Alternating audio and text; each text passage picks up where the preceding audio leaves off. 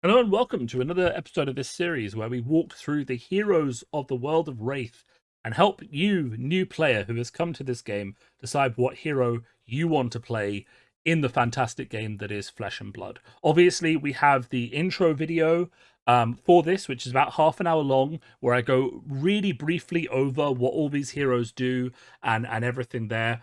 But this is sort of a bit of a 10-minute more deep dive into each hero, talking about their main gameplay strategies, showing you a recent deck that did well with them, and talking about why you might want to play, in this case, Bravo the Showstopper. Also, can I just pause for a second? There's a lot of animations on all of these videos.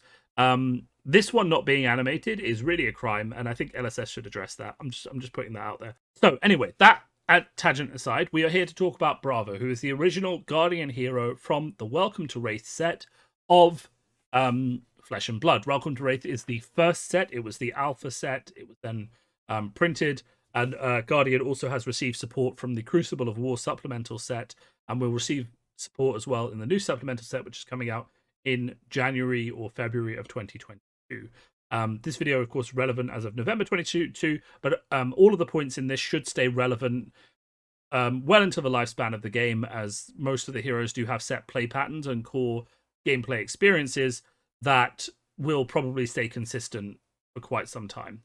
Bravo is all about the man hitting things with the hammer, right? You might look at the hammer and the fact that Bravo can get dominate and think that Bravo is a really aggressive deck, and he can be played that way, but in truth, the real power of the hammer is the amount of damage that it can put out even if you block every turn, right? So a good gameplay loop for Bravo, and a lot of the ways that Bravo players do play, is to block with 2 cards in a turn, then pitch 2 cards. One goes to make a Seismic Surge token with a Tectonic Plating, and the other one goes to swing with the hammer. And then the hammer, if you have 2 or more cards in your pitch zone with cost 3 or greater, Anathos gains +2. So then you come in for 6, as well as blocking considerable amounts of damage from your opponent, and you basically just hit them until they go away. So that's pretty much a core gameplay loop for Bravo, is I'm going to block, I'm going to hit you with my hammer, and then we're going to keep doing that until you get lowered off on life that I can put pressure on in other ways to win the game. Let's talk about some of the other ways then. The other thing that really defines Bravo, one of the reasons why Tectonic Plate is his legendary, is that he runs these huge attacks that have these massive crush effects. Crippling Crush, Spinal Crush, Cranial Crush. They don't all have crush in the name. Choke Slam is also one of them. These attacks are incredibly expensive. 7 is at minimum a 3-card pitch. You need 2 blues and a red in order to get this off. If you have 3 blues and this card, then you can give it Dominate with Bravo's ability. But obviously, that's an entire hand to play this card, which means you will have taken whatever damage your opponent was throwing at you last turn. However, if you've used Tectonic Plating the turn before, it gives you a Seismic Surge token. Is there a Seismic Surge token here? There isn't. But Seismic Surge basically lasts until the next turn, and on the next turn it will make the first Bravo attack you play -1 cost. So if you've made a Seismic Surge token, Crippling Crush then comes in for 6, which means that third blue card you can either use to trigger Dominate, or you can block with, meaning that you're not taking stupid amounts of damage. And if you arsenal this card, then you can block with 2 cards and then play Crippling Crush. And in that loop, you're starting to see the core gameplay loop of Bravo, which is defend, set up, attack. And not being afraid to take a game long, to block more, to wait for their opportunity, get the right card in arsenal. There might be a turn where you block with 3 cards and a defense reaction from your arsenal, arsenal a Crippling Crush, don't play anything else, and just say to your opponent, draw up. And the next turn, you have a Crippling Crush in arsenal. So the next turn, you're going to block with 2 cards. You're going to pitch a blue, make a Seismic Surge token, and then you're going to block. You're going to swing with the hammer for 6. And then the turn after that, so 3 turns after you put Crippling Crush in arsenal, that's when you're going to say, okay, time to play my Crippling Crush. I have a Seismic Surge. And you're either going to take damage, depending on how much your opponent puts pressure on you, or you're going to block with 2 cards and then Crippling Crush for 11. And that's that gameplay loop where you're setting up and then you're coming in with these really big hits. And most of Bravo's cards support this. Showtime, for example, doesn't have Go Again, but it lets you search for a Crippling Crush. And at the start of your next turn, you draw a card, which means it's easier for you to play the card that you search for. Guardian also, through these crush effects, we'll talk about crush now. Crush is basically a keyword that says if this card deals 4 or more damage to a hero, then the crush effect is active. And you'll see a crush effect that pretty much can address every other hero in the game. So Crippling Crush is very good because it makes someone discard 2 random cards. It's good against everyone. Spinal Crush, well, guess. You can see him breaking a ninja over his knee. Spinal Crush is literally stops every card from having go again, shuts down ninja. Cranial Crush shuts down card draw in the next action phase. You also have cards like Chokeslam that stop attack action power from being gained. There is a crush effect for most situations, which lets Bravo build a control deck that basically can throw these threats out that your opponent has to address with cards because they're so big that equipment won't block them by themselves, and which if they don't address will shut down their game plan on their turn, which makes Bravo very control-y. You also have, of course, these cards like Forged for War and things like that that just make you better at blocking, and Guardian has some very good defense reactions as well. So let's take a look at a recent deck, and let's have a look at some of the cards that it was playing. So you'll see it is running the Spinal Crushes, the Crippling Crushes. It's running a lot of these free defense reactions in the guise of Sink Below and Fate Foreseen, which are just 0 for 4 blocks, which are very good because they're cheap. It also runs Life Gain because that can buy you some time to set up your big combo and save you from arcane damage. And then it's running loads of blues because they all work with the hammer.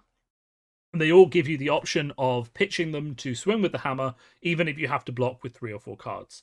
It is a valid strategy for Bravo in a lot of games to block their opponent's threats until the point the opponent doesn't have any threats. And that's something that appeals to a lot of people when playing Bravo. A deck can only contain so many red cards. You also have to include blue cards in order to pitch to play the cards. So if you're playing an aggressive deck that, say, runs 40 red cards in CC, there is a point when you can't really get maximum value out of those red cards anymore. And Bravo can sometimes, and for a lot of opponents this is true, just say, okay, well, I'll block that for 4, block that for 4, block that for 3, come at you with a hammer, so you have to play a card to block or take 4 damage.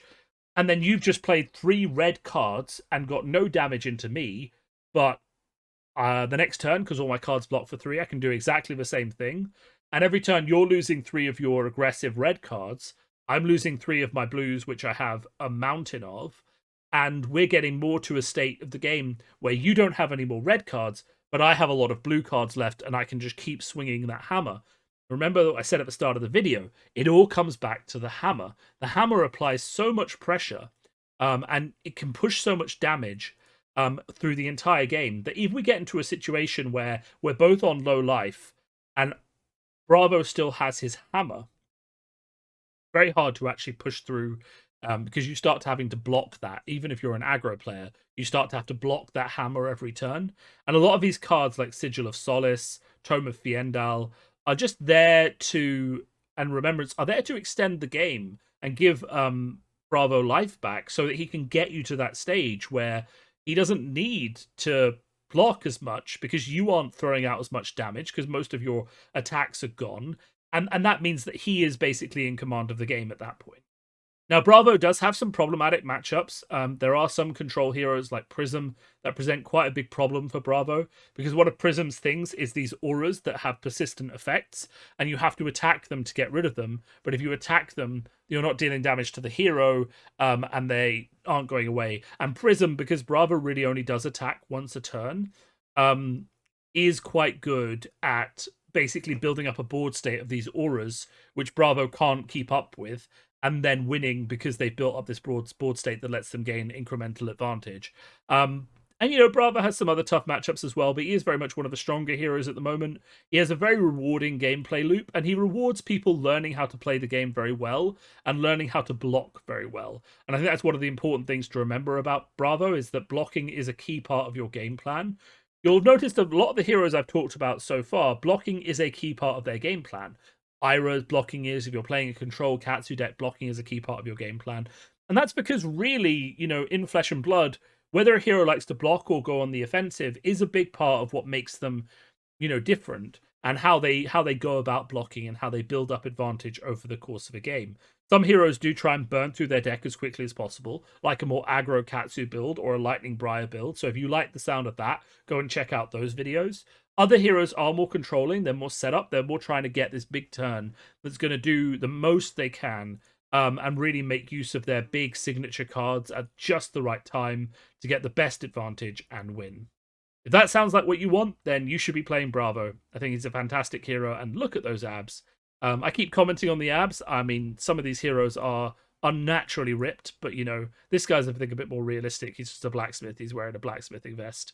Also, you know, Bravo is basically Gaston. So if you like Gaston, you know, may as well play Bravo. No one drinks like him. No one talks like him. No one sings like him. No one swings a hammer like him. Anyway, that's the video. If you like this video, please do like and subscribe this. I'm doing a whole series of these, so if I haven't done the hero you are curious about yet, I will hopefully get to it in the next week or two. Obviously, these videos don't take super long to make, but they do take a lot of thinking to make sure I'm getting the right points involved. And, you know, I also do have a coffee page, which will be linked to as well. That's basically just Patreon, but not based in America, which makes it easier for me to use, basically. So if you want to support my channel further, you can come and give me subscribe over there, and of course I will be ever super grateful, and I keep doing more and more for those guys to reward their support of me. Deck text, deck lists, private conversations, chats. You know, if someone subscribes to me on there and sends me a message, I'm obviously going to take the time to respond, whereas I don't necessarily have the time with my regular job and everything else I'm doing to respond to everyone else who messages. Anyway, if you like this video and if it helped you pick a class, if this series is being useful to you, please do, you know, let me know. I'm really thrilled that new people are getting into the game, and I'm really happy to think that I could help someone get into the game and find the hero that is for them with this video series. So thanks a lot, and have a great day.